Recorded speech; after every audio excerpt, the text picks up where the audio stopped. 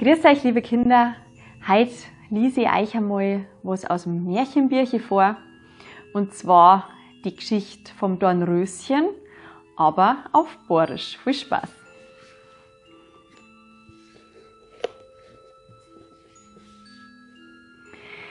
Es war einmal ein Königspaar.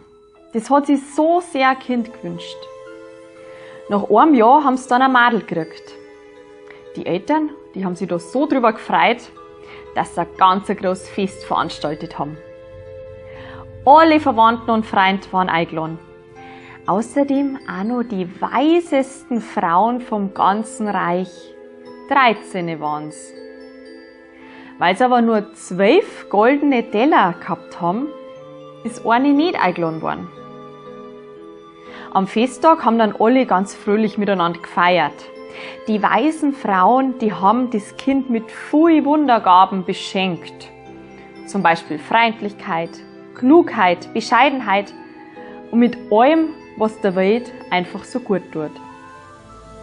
Nachdem die 11. ihr Geschenk übergeben hat, ist plötzlich die 13. Reihe gekommen. Sie wollte sich dafür rächen, dass nicht eingeladen worden ist.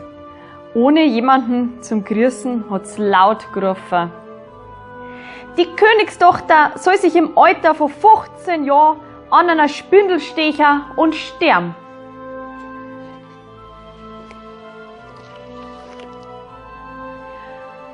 Ohne noch was zum Sagen ist wieder rausgestürmt aus dem Saal. Alle haben sich gescheit erschrocken. Da ist die 12. vordrehen, die ja ihren Wunsch auch noch übrig gehabt hat, und sie sagt: Ich kann zwar den Spruch nicht aufheben, aber ich kann ihn mildern. Es soll kein Tod sein, sondern ein 100-jähriger Schlaf. Das Königspaar, das hat dann sofort befohlen, dass alle Spindeln im ganzen Königreich verbrennt werden. Und so ist dann auch passiert. Die Königstochter, die hat sich prächtig entwickelt. Alle Wünsche der weisen Frauen sind in Erfüllung gegangen. Sie war artig, freundlich, verständig, sodass jeder sie einfach gern gehabt hat. An ihrem 15. Geburtstag waren der König und die Königin nicht daheim. Die Tochter ist dann allein im Schloss zurückgeblieben und ist zum alten Turm gegangen. Sie ist die enge Wendeltreppen aufgestiegen, die zu einem alten Turm geführt hat. Dort war eine alte Frau, die gesponnen hat. Grüß Gott, du altes Mütterchen, hat die Königstochter gesagt. Was machst denn du da? Ich spinne, hat die Alte geantwortet. Und was ist das für ein Ding, das da so lustig rumspringt? Hat das Mädel gefragt und nach der Spindel gegriffen. Kaum hat sie die Spindel berührt, ist der Zauberspruch in Erfüllung gegangen und sie hat sich am Finger gestochen. Sofort nach dem Stich ist die Königstochter in einen tiefen Schlaf gefallen. Der Schlaf hat sich über den ganzen Königshof gelegt und auch der König und die Königin, die eben gerade heimgekommen sind, und auch der ganze Hofstaat sind eingeschlafen. Sogar die Pferdl, die Hunde, die Daumen auf dem Dach und die Fliegen an der Wand sind ganz starr geworden und sind eingeschlafen. Um das Schloss herum ist ein Dornenhecken gewachsen, die dann über die Jahre immer mehr gewuchert ist und irgendwann das ganze Schloss unter sich vergraben hat. Im Land ist dann die Sage vom schönen, schlafenden Dornröschen rumgegangen und ab und zu sind Prinzen vorbeigekommen und wollten die Hecke durchdringen, doch keiner hat's geschafft. Nach 100 Jahren hat's ein Prinz dann geschafft, durchzudringen, weil aus den Dornen nämlich große, schöne Bläme entstanden sind. Im Schlosshof hat er die Pferdl und Hunde schlafen sehen. Im Königshaus ist er dann am schlafenden Koch vorbei und in der Nähe vom Thron haben der König und die Königin geschlafen.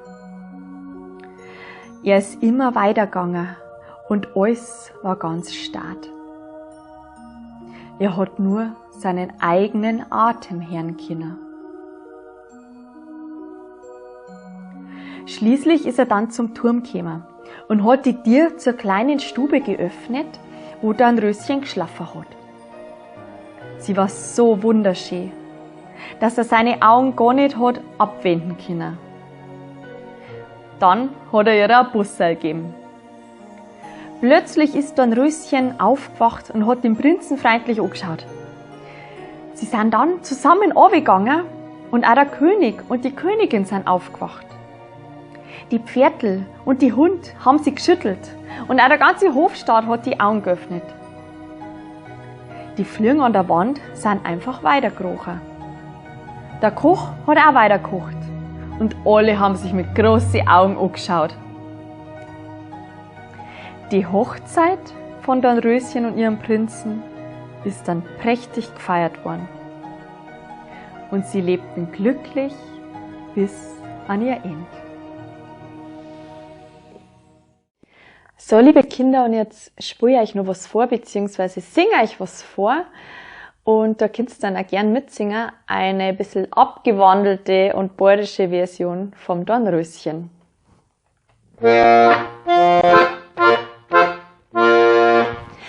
Dornröschen war ein schönes Kind, schönes Kind, schönes Kind. Dornröschen war ein schönes Kind, so schön schon.